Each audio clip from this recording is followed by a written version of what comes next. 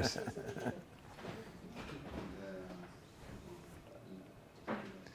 on? I think they are. Is it on? Are we active? I think we're live. We're live here. Can you hear us, Derek? Can everyone hear us through these mics right here? Not really? It's ambient. Just a touch ambient noise. I'll get in closer. I'll eat it. Is that better? It's strange because I just want to be able to talk to you without having to. It's no. No? It's not here. Oh, yeah. No, you're right. You're like, is that it? No. We're good? Thanks everyone for coming out. Hello. Hello. We're here for some spoken word poetry with Carlos Lopez. Oh, you guys don't want to hear that. No, that's good. Thank you. No, it's thanks for joining us, everyone. Just coming in, hanging out, having a few drinks with us. And if you're on the internet joining us, thank you for coming out to listen to Carlos Lopez talk a bit about guitars, his journey with music. He's been here for the weekend. We've been having lots of food and refreshments, should we say? Yeah. Yeah. So Carlos is fun to hang out with. You know, I think I need another beer before we get started. You need we'll get a beer brought to us as we're going. We'll get some. We'll send. Well, thanks for having me. Well, I thanks for coming appreciate out. It was it's really fun to come out. You know, I've been grinding for the past 3 months and starting this whole endeavor with my wife Stephanie. And you know, the first person that I called up when I was going to do this thing was Baxter, and he's been so kind to me. And so I just wanted to come and meet him in person and hang out with him, and you know, just show him that I love him and I appreciate, you know, taking a chance on me. It's funny having a conversation with microphones, isn't it? Mm-hmm. It's an odd moment. We're going to get used to it. So Carlos, you were a Fender Custom Shop master builder. Yep. You were at Fender for almost 20 years. Almost. Gosh, that's a long time. And you just left to launch Castedosa Guitars. Mm-hmm. And you've started with the baritone, the conchers. Yeah. Can you just talk about your journey a bit and your thought process of guitar making? Sure. So, you know, I don't think anybody, you know, thinks as a child, hey, I'm going to become a guitar builder, or, you know, it's just it's a weird thing to do. And, you know, I didn't really have a desire to do it in the beginning, but it was just something that I guess, fell in love with just over the process of trying it, attempting and failing. And, you know, I just stuck with it. I think just with anything that you do, you stick with it, and, you know, you get better and better out of all the mistakes that you make. And that's just how I became, you know, that's just what I do, I guess, you know, and it's fun. It was a fun journey, and a lot of friends I've met over the years and all the relationships, and you know, it's a cool ride, and you know, I'm very blessed to do what I do, and it's to meet people like, you know, Baxter, and come out here and hang out with you guys, and it's just a privilege. Well, this is Carlos's first time in North Carolina too, so we gotta give him another welcome there. It's great. It's great. Thanks for having me. I don't think you've been to the East Coast, have you? I haven't. Nope. He's a California boy through and through. It's just funny. Yeah. He was like, "What's Bojangles?" I'm like, "Oh, let me tell you." Yeah. We haven't been there yet. That's maybe tomorrow. Dirty rice. Oh, so everything about it, biscuits and gravy. Do a Waffle House. They have Waffle House in Oh, California, dude, right? Yeah. No. They don't have Waffle House in California? Never heard of it? Nope. I'm thinking about sizzling steak and eggs instead. They got In-N-Out. We got it now, yeah. You have In-N-Out. Mm-hmm. So what was your first guitar you built? Well, I made kind of like a Les Paul Jr. type of guitar. It was my first attempt, and you know, it wasn't too good. It was I still have it, you know, and it's something that just a reminder of where I came from, I guess. And it was you know, my first attempt was underwhelming, and I didn't have, you know, that's just where I started, and so it's cool to see the progression of time, and you know, all of the cool things that I've done, you know, working with guys like Todd Krause and with John Cruz, and you know, Dale Wilson, Scott Buell, all these big hitters in the industry, and meeting so many, you know, famous people. It's just you know, I'm not worthy of anything, and just to be in the same room with great people and you know, like-minded people, it's just a cool thing to do and to be a part of. You know. So on a side note, this kind of comedic level, but can you tell the story about the Edge, or is that are Sure, you guys want to hear the Edge story? Which just, it's a funny story. We talked about it the other day, and I thought I wasn't sure if this was like classified or if this was No, I don't think anybody okay, not getting would give fired. me a hard time about it. But so, anyways, there's a lot of artists that come through the Fender shop, and you know, that's why all of us are guitar builders, because we can't make it as a professional musician. So we're all pretty horrible, and so it's not uncommon that you hear a bunch of guitar builders trying to play guitar, and you know, you go and mock them and make fun of them. And so in this particular occasion, we were same thing. Somebody was playing, it was horrible. I was going to go and make fun. I opened up the doors, and it's the Edge playing.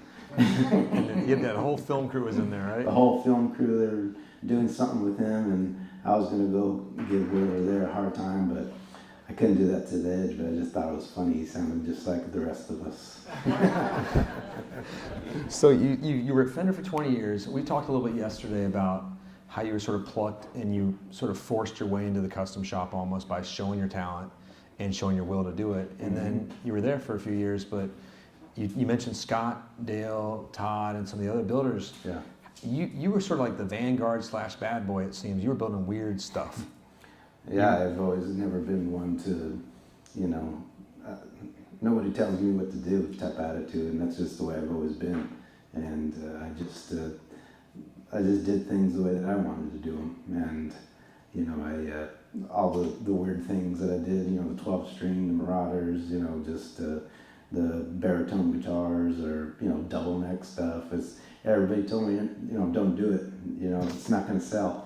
And I guess that's what matters. But, I know what I have, and I know that it's just, it's a story that needs to be told, on things. And so I always had a way of trying to convey what I feel into what I do, and tell a story, I guess. And it's just a connection with people, like-minded people, I think. Well, it seems that the artists that are gravitating towards your works already are that like-minded, a little bit oddballs, like from like Ariel to some of the other guys on the Terry that like your stuff. And then there's people that think outside the box, I think, and those are the people that I gravitate towards, and those are the people that I admire and I want to be a part of. And the same thing with the custom shop. The doors are kind of closed. They have a collective of people that they were just content to be with. But I just knocked on that door, and then it was very persistent. And I kind of bulldozed my way into it, and just I pestered people, and I was just a nuisance, and that scratch that you could never get rid of, and that's what I was. And I just made my way into it, and I didn't care if they didn't like me. This is what I want to do, and nobody's going to stop me. And so I guess that's just where I'm here now. You're a tough cat. He sounds kind of like he's terrifying to hang out with, but he's actually really fun. No, we've been hanging out all weekend, and I met you years ago when you were an apprentice builder at the custom shop, and one of the guys out here, Mark, he was at NAMM with us one year. And Cool. Yeah, we fell in love with some of your apprentice builds, and we tried to get all of them. I don't think We didn't get any of them. No? It's the lottery. It's unlucky. We're a casino, unlucky. But we've watched you sort of from there, and I remember when you first got promoted to master builder, I was at your first event there, and they did the introductions, and it was the show. And were you there? Yeah, I was there, man. Where was it? I think Palm Springs? Mm-hmm. Was that Palm It was Springs? Palm Springs. Yeah, I was there. Time, yeah. That was a cool time. That's when I met Vincent for the first time too. Yeah. And that's when I bought all of Vincent's pieces. He didn't even have them at the show, and I was like, let me see the rest of it. He showed me pictures, and I bought everything he had. Oh, wow. I wish I would have kept it. Yeah. But we sold them all. But we tried to get them on. We tried to get yours too, but yours were snatched up, unfortunately, because you're fancy. But that sounds weird. he's fancy. Look at his hat. Fancy? You're fancy. You dress like you should have seen his shirt he had on yesterday too. This guy's fancy. What are you talking about? I'm wearing a T-shirt and a jacket from 20 years ago. You still look fancier than I do. Thank you. I call it the Wish version of Beetlejuice. That's my. Oh, wow. Now leaving the Fender Custom Shop, that's a huge decision because you're at the pinnacle of pretty much the career of a builder. Like you've reached it. I remember talking to you for months ahead of your decision. Like I felt like your decision was already made, but I remember talking with you, and you're talking with your wife, and we're having lots of conversations. I'm sitting on the floor by my bed, sort of nervous for you, and we're trying to walk you off the ledge. Maybe not. Maybe you should jump. Yeah. That was weird. It was a weird conversation. It was a weird time. But there was like there was a peace that came over me. You know what I mean? It's just meeting people like Baxter. Baxter's been, he's turned to a good friend of mine, and he's somebody that I trust. And it's more than just a dealer builder type of relationship. I consider you my friend, and it was that's why I'm out here. Hanging out with Baxter, and it's just it's more than that. To me, it's just about the relationship. It's about connecting with other human beings and being a part of something that's kind of bigger than ourselves. And we're all connected in some way with music and instruments. And if we play guitar, we automatically have a connection with each other. That's just a common thread, and that's just a cool thing to think about and to be a part of. Like we're a part of a club, like an unspoken thing. We're a part of a club, and that's just a cool thing to be a part of. Like we're looking for some sort of community to be a part of something, and what a cool thing to be a part of a guitar community where somebody like me could go to somebody that's an artist that plays and just make something that that changes the whole generation, just to be a small part of it, an instrument to kind of navigate through that kind of territory is a cool thing to think about, and it's, I don't know, it's kind of touching to me, and it's, I guess maybe that's why I'm really passionate about it, because I see the deeper picture with music and people and connections, and, that's a beautiful thing. Well, it's funny you mention that, because we've spent probably more time, like you and I alone, like talking not about guitars.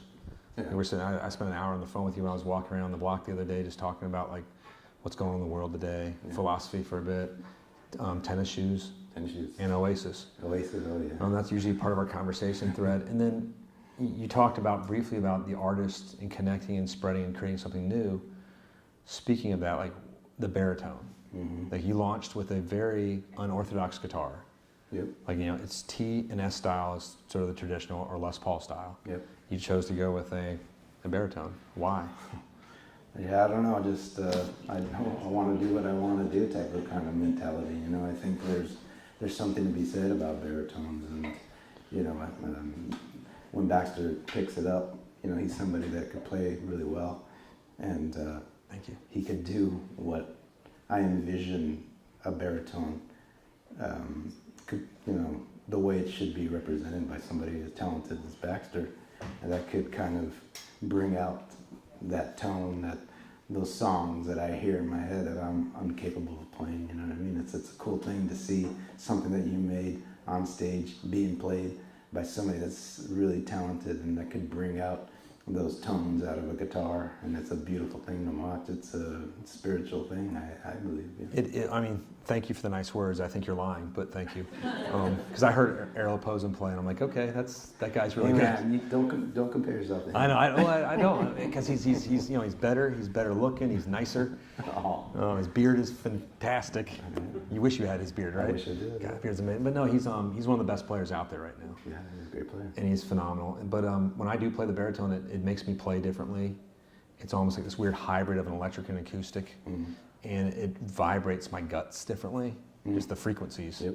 I'm big on frequencies, and I don't play with pedals. I like to play very organically when I do, and this guitar is 100% organic. Oh yeah. Why'd you name it the Conchers? Well, it's named after my grandfather. Passed away, right before the pandemic, hit fully, and all the lockdowns and all that stuff. And my grandpa, passed away, and he wasn't. He was a big part of my life, and this instrument to me is very masculine, and very. It's a big thing, and it has a big sound. And my grandfather was a big guy, and I just thought it was appropriate to name it after him. And it matches, and that's just. Everybody's asking me to do a short scale, to do something different, but this one I dedicated to my grandfather, and it's just going to be the way it is, and that's just the way that I want it. Carlos is tough. I like that. He's all about the family. Speaking of your grandfather, this is a very family-run business, it seems like. Oh yeah. Like 100%. Like I know your kids are sweeping the shop, right? They are, yeah. Okay. He's got two beautiful babies. I've seen them both on our Zoom calls when we're doing guitar things. Mm-hmm. Sean, I think you saw the kids, or Shannon, remember we were having a Zoom meeting with them? You saw his kids walk by, I think. Super cute. But then your wife, she's here somewhere. Stephanie, right there. She does all the wife right there, yeah.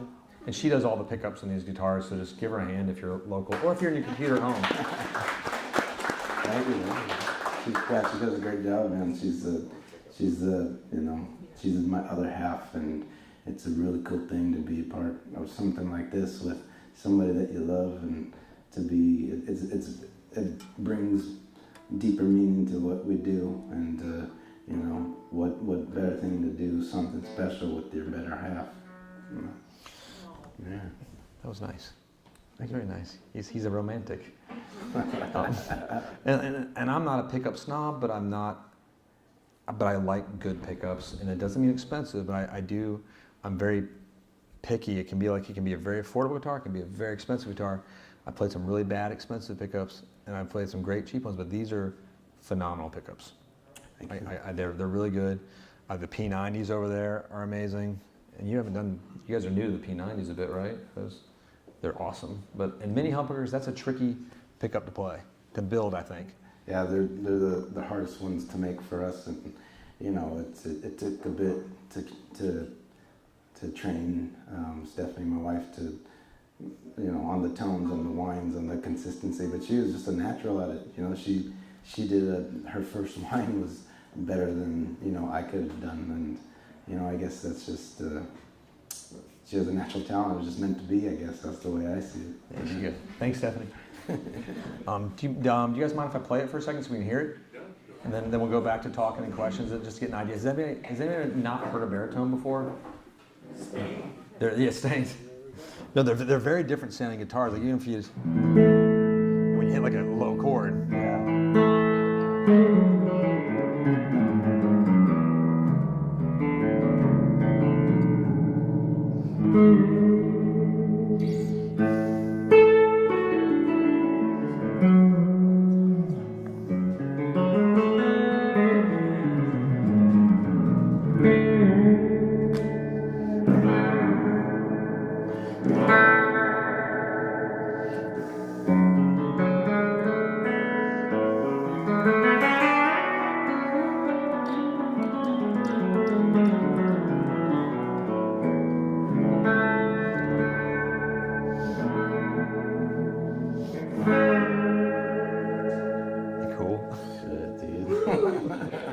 It's just weird. Thank you. Yeah, round of applause, man. This guy's I gotta clap. Yeah. I've been working on that piece for years right now. I was hoping it was in tune. I was like, I did not tune this before I picked this up. This could be a problem. They stay in tune really well. Stay in tune. Good job. You did a good job on the nuts there. No, isn't it weird though? It sounds entirely different. It makes you play differently. It kind of gets your guts there. It's a whole different vibe, and the neck is beautiful and big. Thank you. What is this, like a 1056? It's 1056, yes. But bigger. It's bigger. Mm-hmm. It's a wider nut, correct? It is wider. Mm-hmm. But it's part of that's I believe in more wood, more tone. Sometimes I don't know if you do that. Yeah. Okay, but it's also just to handle this baritone, isn't it? Yep. Okay. It's just the way that I look at it is to get into the technical side, but that's not really technical, I guess. It's just the shape of it fits better in the palm of your hand, and just working with so many different neck shapes is just felt right, more comfortable to me, and so that's what I did, and it's cool to go through all the shapes, and having somebody a big company corporation like Fender to kind of grow from, learn from, and pick out what you like and what you don't, and kind of evolve into something of your own is a cool thing to think about, to be in. And so that's what this neck shape is for me, is kind of the evolution of what I learned. And it's not really a Fender shape, it's my shape. Yeah, it's different. Yeah. It's big. This everything that I like. and what I've learned, something that I learned from Leo, just reading his books, and you know, it's just he always talked to the artist. You know what I mean? Yeah. So like the Fender Mark IV bass, right? Did Fender even make a baritone before you did? Yeah, they did. They had a few. They had the Subsonic, I think was a baritone model that didn't do too well, and you know, it was just kind of a discontinued thing. But it was, you know, Fender's done everything, Right. and it's really hard to reinvent the wheel. And that was never really my goal. It was just, you know, I want to do something that's, you know, I guess nostalgic in a way where you subconsciously you recognize it, but at the same time it's new. And it's just an evolution of what, you know, has been built. You know, I'm building something that's already been has laid the foundation for it, which is, you know, Leo Fender and what he's done. And so it's really cool just to kind of see where the evolution of guitar building and the evolution of music and where it's going. And you know, it's just it's a weird, cool thing that, you know, not a lot of people could experience or understand. If you're a player, you get it, you know what I mean? And it's such a cool thing to be a part of. What's the tuning? It's B2B. Yeah. So, but if I just play an open E chord, or what would it be, a B? You know what I mean? It's just something about those low end frequencies that kind of hit you a little deeper. See? You see, there's a little. And I just dropped it down. I dropped it down a whole step too on the low. I love that when you get really bass in.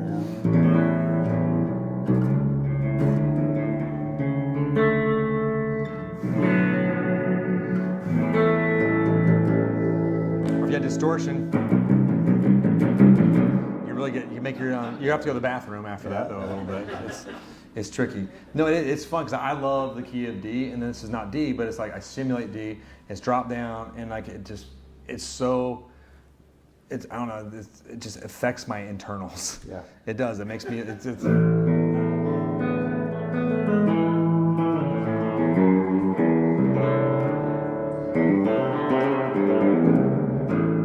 makes me want. It's just different. There's a lot of reverb there. Just an entirely different playing experience for me. Yeah. Besides the baritone, do you have anything coming out later? Well, I've been, you know. I'm known to do a lot of the weird, you know, off the wall stuff, but you know, I've been, I've had this idea to doing like this hybrid thing of, you know, Telly, Gibson, you know, people have done it before, but I kind of have my own take on it, and you know, I'm really interested in seeing what a carved top, you know, Telly would look like with mini humbuckers, with the wraparound bridge. This is something that I want to do, and the cool thing is I don't have anybody to stop me from making these decisions. So I'm gonna do what I do, and if people like it, they like it. If they don't, then they don't. You sound like a terrible businessman. But the cool thing about my guitars, man, is you pick up one of my guitars, is that you'll understand, I guess. You know? Well, that is the thing. He is an artist. Yeah, artists don't make good salesmen or business people. So that's why I have my wife to whip me into shape. I have learned that through the weekend thoroughly. Yes, sir. Yeah, I think right now I'm my foundation is Fender, and this is what I've been building for all these years, and so I'm not going to deviate from that. That's what I like. I think the design of it is perfect in my opinion, and the way that he thought about it was, you know, if the neck ever went bad with Leo, if it ever went bad, you could put another one on it, and I like that idea. I think it was very smart, and I think, you know, the connection between the neck and the body. And if you could bring it out, and you know, sometimes if you have a set neck guitar, you know, maybe the neck twists or something like that, or maybe, you know, something's wrong with the neck, you have to unglue it, you have to go through this whole process of replacing it. And so the idea of just, it could be interchangeable, that really appeals to me, and that's just where I think I'm just gonna live. That's just who I am. As a guitar builder, I guess. Good question. Yeah. I like that. I'm smart. So this guitar, unfortunately, is already sold. The owner is somewhere over there. He's wearing a UNC shirt. I'm a Duke fan, so that's problematic for me, but that's okay. And we're going to wrap this up well before the game starts. So I got to watch the game. Carlos is very confused. Like, why does everybody here care about basketball? I'm like, it's a thing. It's like basketball and what is it? What else we like? Golf and barbecue. You know. Yes. I'm just curious because you mentioned you prefer both necks. Do you have a preference on the wood? I like maple. Maple is just my favorite. You know, I try to really like mahogany because it's really easy to work with in shaping necks, but I don't know what it is. Maybe I'm just tainted by Fender, but maple is just what I love and what I like to work with. I'm just used to it, I guess. But yeah, maple's my choice. Well, I can tell you spend a lot of time on your necks because they're very rounded off, and they're all. I mean, I don't know if this is good or bad. They're all slightly different. They are. They're not the same. No, so it's a hard thing to try to bridge the gap between the technologies that are coming out with CNC and hand carving or handwork, and I try to have both worlds collide with each other. And usually I'll make a lot of jigs out of the CNC and try to do as much as I can handworking with the necks, especially because there's something that's it's a human thing. It's a vibe. I don't know what it is. It's some sort of magic that you get from slight imperfections. If anybody knows about recording, and the slight imperfections in music that you leave in gives it character. And that's just my opinion and philosophy on neck shaping. Yep. If the slight imperfections, if that relates to marriages, then I'm an expert. So I'm crushing it right now. I can't believe I'm still married after all these weeks. It's been hard. It's well, Derek, correct me if I'm wrong. If you remember, now Taylor Guitars, I think we love Taylors, but they output about 1,000 guitars a day, correct? So that's a lot of guitars. That's then in the Mexican factories they can produce probably about 700 guitars daily, and it's about 300 USA maximum. What are your production numbers in relation to that? I'm keeping it really small. I'm just doing what I feel comfortable doing. You can count on one hand, probably, right? Yeah, I'm doing about a month. This month I'm going to be doing 9, and it's just a small batch. And I just feel that the more that I'm involved in it, the more that I'm making it, with my hands. I feel, that maybe they're more sought after. Maybe they're just a little bit that much more special than the product line guitar. You know what I mean? It's just my DNA, my sweat and tears into it. Yeah. Well, because you just mentioned it earlier, so I was laughing at Scott there, my friend walking in front of the camera. That's my favorite part of it. Cheers. The beautiful anybody on the internet world that was Scott. He's my friend. So just let him be. But no, but it is like every one of these guitars. These are all part of your Contras lines. They are all completely different. They sound different. They look a hell of a lot different. The P91's mine. So I love shell pink. It's hard to see, but if anyone wants to come up and play any of these or look at them afterwards too, you're more than welcome to. You have to ask Braxton on this one, though. This is his. It'll be, no, but it is. It's like I enjoy that you put that sweat and that blood and that love into it. Like we've talked late at night, and like you're still working on guitars. Yeah. I don't understand how your wife is putting up with you as well. It's because I'm home. If I'm home, it's okay. Okay.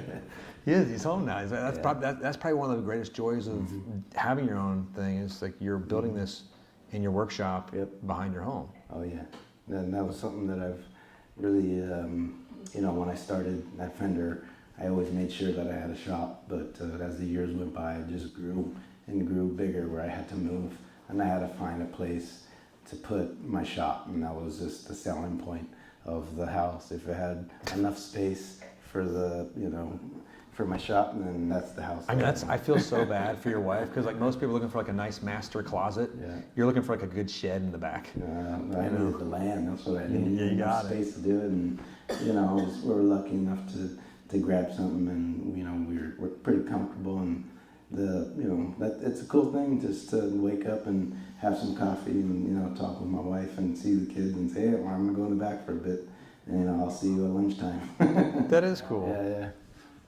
And because I've known a lot of builders, boutique and in the mainstream guys, but a lot of boutique guys that have started their own shops, and you were ready to go right out the bat. Oh yeah. You were prepared. It wasn't a hard a big transition for me. It was just something that I was doing. A lot of the one-off stuff that I was doing at Fender, I did it in my own shop, you know what I mean? And it was just a natural, you know, progression. It was just a natural move, and it wasn't hard. It wasn't a hard decision to make, and you know, in the light of, you know, in the pandemic and people dying, all that stuff, and you know, it was, you know, you think about your own mortality. You think about what's most important to you, and the thing that's most important to me, and that I realized, and you know, when it took me, you know, this to realize that, was my family and it's my wife, and you know, what am I gonna do if I pass away? You know what I mean? What am I gonna leave? And I guess the legacy part about it really kind of struck a chord in me, and you know, I want to leave something for my family. I want my kids and my wife to be proud of something that I've done, and my family, and so that's the most motivation I think you need. That's in all. life, yeah. It is neat because, like, you know, we deal in pretty big sales of guitars, and it's neat to hear. That's why Carlson and I got on so strongly at first. Is, you know, there's not a sales pitch to these guitars. It's just they are what they are, and he's what he is, and you either love him or you hate him.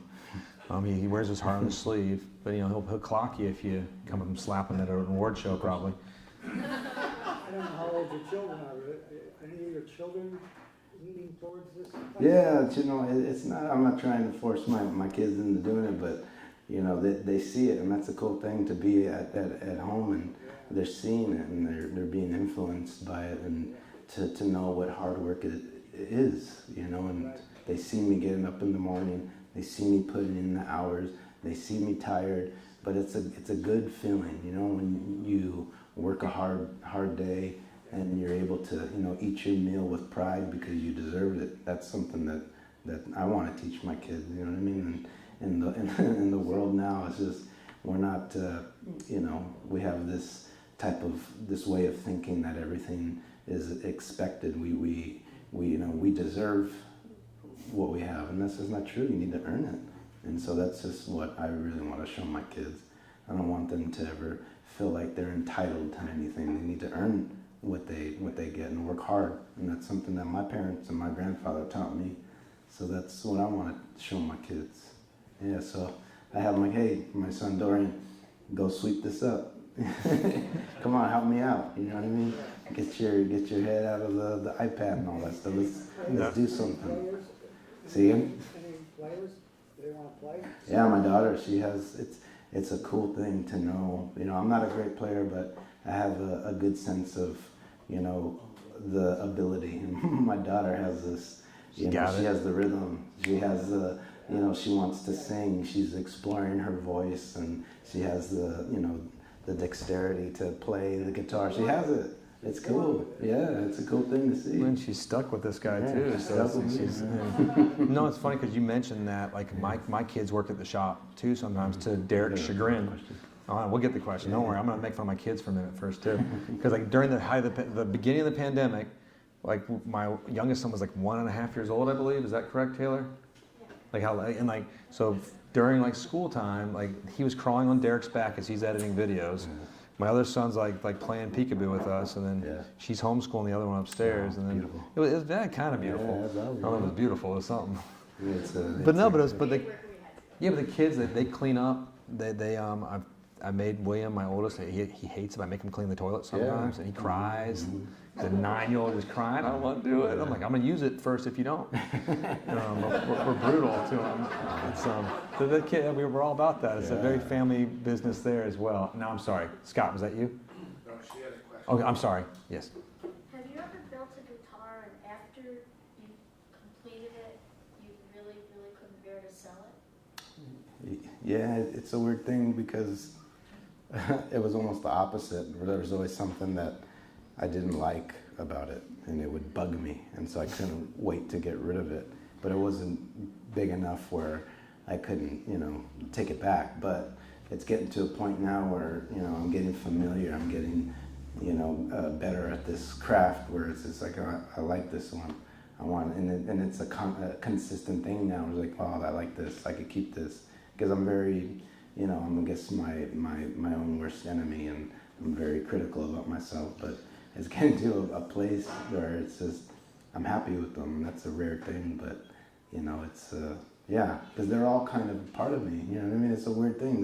It's is a weird wood thing. and, you know, lacquer and, you know, bunch of metals and wire but how can this thing mean so much to me and mean so much to other people? And you know, that's why we pay like hundreds of thousands or even millions of dollars for something that's a part of history. You know, a Jimi Hendrix, you know, Strat, or a Stevie Ray Vaughan, or whatever, Jimmy Page. Will pay for that because it means so much to us. You know what I mean? It's something that's it's so magical, man. It's so magical about music, how it could move somebody, and it's just the nostalgia. It's just you're a part of it. You want to be a part of it, and the cool thing is that we're all a part of it. You know, we are what make, you know, people legends in a way. Yeah. Well, and like I agree with that. It connects us to. I look at like connecting us to history. Yeah. Like when I play, even though this is a new guitar, it connects me to my grandmother, who's passed away as well. But she started me in music with my first guitar. But she was huge into Elvis. She would always just like sneak me in her room to listen to Elvis records. And she had one of those little, like, does anybody remember those machines that like women would attach and they would shake the weight off of you? I remember she had one, so I would hook into that while we're listening to Elvis Presley. This is like a formative time in my life. But no, but it does. Like, it connects me like I think of her shaking and me shaking. No, but when I play, like it connects. I love Elvis. Who doesn't love Elvis? I mean, like you gotta love Elvis. And I love everyone that's worked with like Jerry Reed and like anything from the '50s. I'm obsessed with, and the fact that they played with such minimal technology, no computers. It was just a guitar, an amp, and a cable, and they created magic that we're still talking about today. It's very much like records are. They're coming back, and that sort of tactile sensation of connection to something greater than just us. Yeah. And I hope these things, you know, I'm sure they're gonna outlive me, and it's the thing. They better. You know, there's something about it. It's a story that's being told, and it's my story, and it's such a personal thing. And you know, when you think of these guitars now, and it has my name on it, and you know, you tell a story, and that's what everybody likes, a good story. That's how we attach to things, and that's how, you know, we bring meaning to things. It's just through stories, and this is all what it is. It's stories, but it's something tangible that we could touch and play, and that's what makes it even more special. Is because it's just not just a tangible thing that just could be set aside, but it's something that could create even, you know, more art, and that's a weird thing to even think about. It's just this has its own life, but outside of it, the artist creates something else out of it, and that's a weird thing to even think about, you know. Well, Carlos, thanks for coming all the way to North Carolina to hang out with me and talk about guitars. Was easy. Oh, we're not wrapping up. We're gonna open up the questions entirely now. I'm gonna shut up and we're just gonna answer questions. That means so just let's all give Carlos a quick hand for like just talking. And Stephanie. I love North Carolina, man. This is a great town, and you guys are fine people. Thank you for having me. Hey, we're fine people. That's awesome. Now it's just questions. Yes, sir. So, I don't know if I'm the only bass player in the room, but what about us? Oh yeah. We were talking about that yesterday. Yeah, so I have this fascination with the low frequencies, and oh man, just to even think about the bass. Is it you know what I mean? completely different animal when you have to try to design one? Yeah, well, yeah, it takes a bit of work, but this is the thing that, you know, all the years that I've learned and all the things that I've acquired, and you know, it's a easy transition. You know what I mean? It's almost second nature, you know, to me. Yeah. So what do you think? Do you have any bass ideas? Yeah, I want to do a bass. Yeah, we've been talking about it for a bit. Any type of special bass? I want to do this design in a bass. Okay. Yeah. Short scale? I want to do a short scale, and it's something that, and that's the cool thing. That's just what I want to do. There's no board of decisions here. He just does whatever he wants. And I'm trying to fight him on certain ones he wants to build, but I'll lose that battle, I'm sure. Yep. I'll say he's already invoiced me for him. So Scott wanted to ask him. Quick question. Yeah. I'm looking at you got tremolos on a lot of your guitars. Yeah.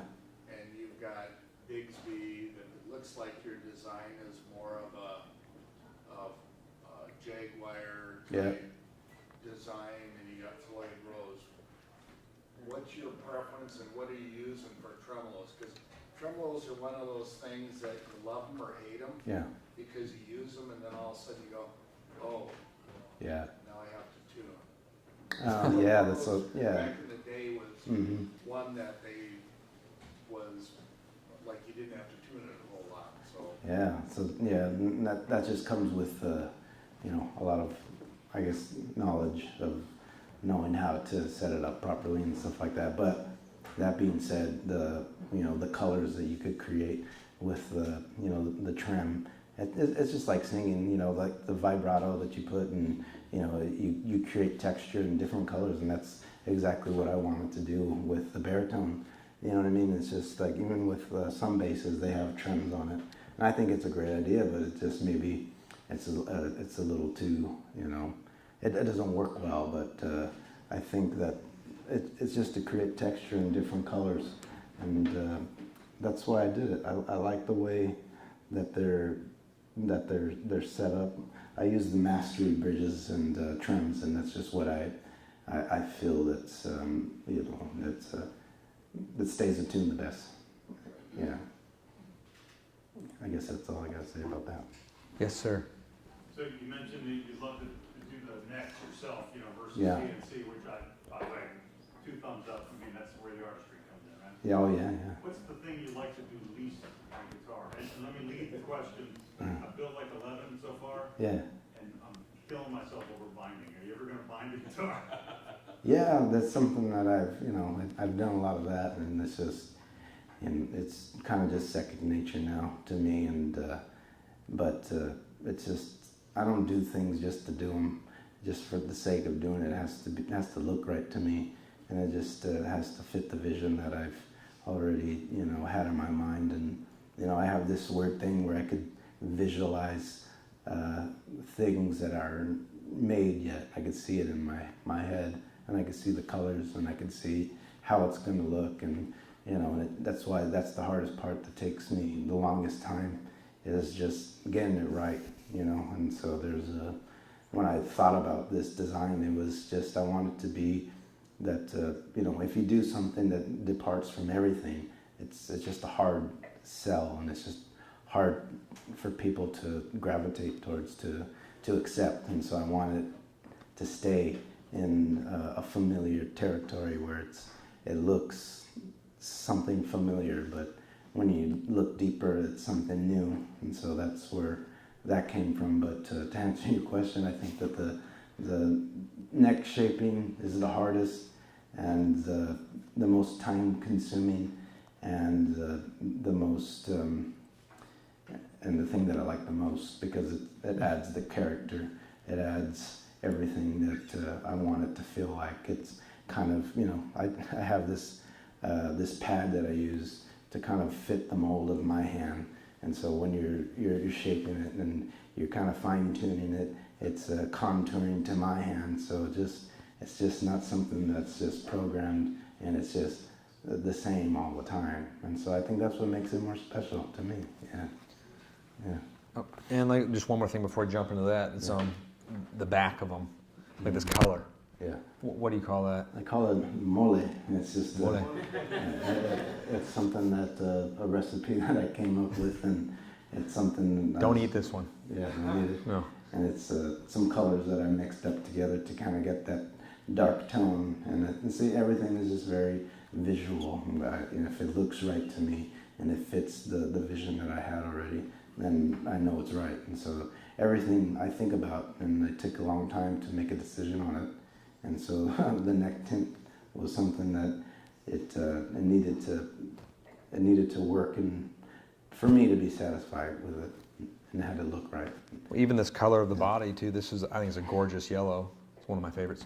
But Casino yellow. Casino yellow. You Yeah. got our own color here. Yeah. But it's a spectacular, just the blending of it with the non-straight neck joint. Yeah. It's the little tiny details that I just love. I love the pickguard. I love the plastics. I love everything on it.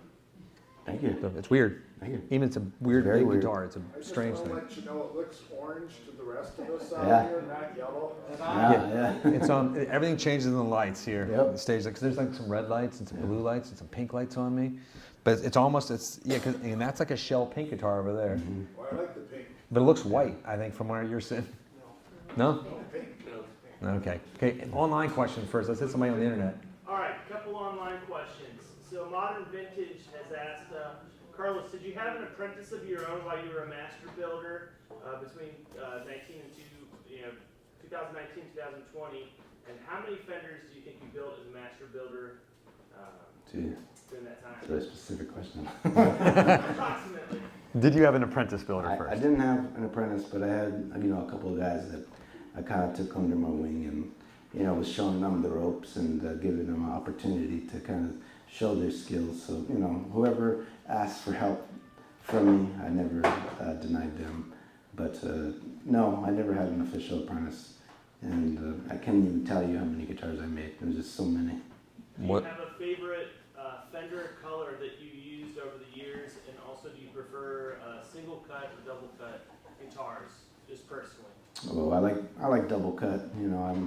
I like the simplicity of a lot of double cut instruments, but there's something to be said about Les Paul. It's such a great design and a great iconic guitar. And I guess my color, I really like Fiesta Red and with the like salmon colors and Olympic whites. Those are just the old classic car colors, that Fender would go and steal from like Chevy and all that. So it's just something. It's something that we recognize right away, and I like that. I recognize it too. Excellent. Any other questions in the pot? Alex Skeen. Hey, I was just wondering, how did you get into the career of professionally building guitars? Was there like a process for it, or? No, not really. I just now there is. I'll say that for the Fender Custom Shop, and they've done a great job of outlining how to get there. But when I started, it was kind of a free for all, and you show what you could do, and you show the people that mattered what you could do, and if you could get their approval, and you could work your way into their favor, and then you're in. And it's just like anything else, you work your way up and you prove yourself, and that's what I did. I did it the hard way, and I don't think I would have wanted to do it any other way. Yeah. Good question. Yes, sir, Sean. When I first met Baxter, he put a 1963 Strat in my hand. Yeah, my favorite year. And I played it, right? And then I said to him, I go, do you have a 1963 Custom Shop? Yeah. Right, he went, right, I have one, and by far that was a superior guitar, right? The Yeah. Custom Shop. Yeah. So I guess the question I have is obviously the 63 was way more money, right? Mm-hmm. But the Custom Shop's a better guitar, Yeah. and then Master Built's even above that, Mhm. right? What is it that really happens between the production line of a 63 in Fullerton back in the Mhm. day to the Custom Shop today to a Master Built and now what you're doing? Oh man, it's just one of those things where you learn from the mistakes, and so you could get a 63, you could get a 52, and and it's not going to be a great guitar. It's a hit or miss in those years, but the consistency that Fender has produced now, they're consistent and they're great, all the time. And so when you get to the master build level, it's just the details, and it's the personal connection between builder and customer or dealer. It's a cool thing. Fender got a great thing, and even though I'm not with Fender anymore, I love them to death, and they're gonna be, I'm always gonna say good things about them, and they're just I love them. I love all those guys. I love Fender, and I'm gonna love them till I die, and they're a big part of my life, and I love everything about Fender, what they represent. Yeah. Sean, you should ask if he has a Fender tattoo on his chest. Not yet. Hey, Well, we're doing that Carlos, later. do you have a Fender tattoo on your chest? Not yet. That's after a few more drinks. We'll be doing that. Yeah, the Custom Shop stays in tune for like 2 months. Yeah. It's It's one of those maintenance things, just like a car, man. You got to go get it serviced. Yes, sir. You had a question. Well, I had a question. What looks like the stress mark on the body Mhm. there, is that something that's part of your trademark or your brand, or is that? It is. It is. It's just, you know, the way that I think about Warren guitars. It's just, you know, if you ever pick up, you know, a pristine, high gloss finished guitar, you don't want to do anything with it. It's just, it's too precious to even play, and it hinders your playing. So the idea behind what I'm doing is, I don't want you to be afraid to pick it up and play and be, you know, do what you want to do with it, and to be free to create. No distractions. Just get up and play it.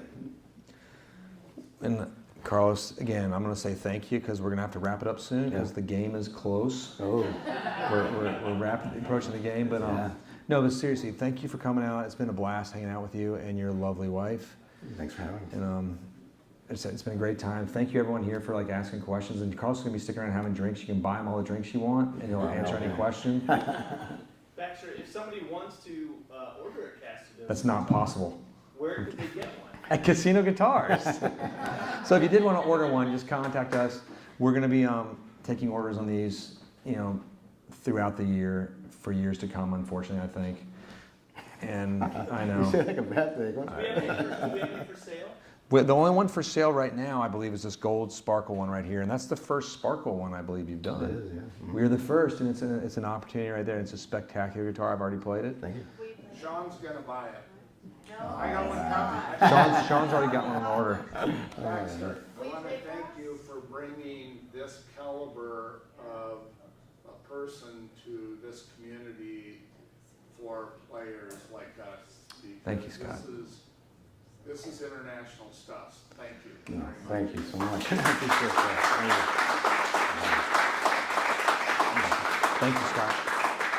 No, seriously, thank you, everybody. Thank you, Carlos and family, for coming out here all the way across the strange country to the south. And if you do want these guitars, obviously let us know. They are pieces of art. I love them. I bought one myself. That pink one over there is mine. Sorry. I like pink things. Yeah, it's a problem. But thank you again, guys.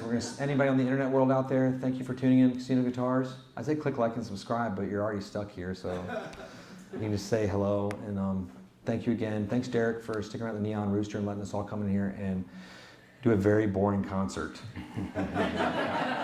And thanks, Carlos. All right. Thank you, guys. Thank you so much.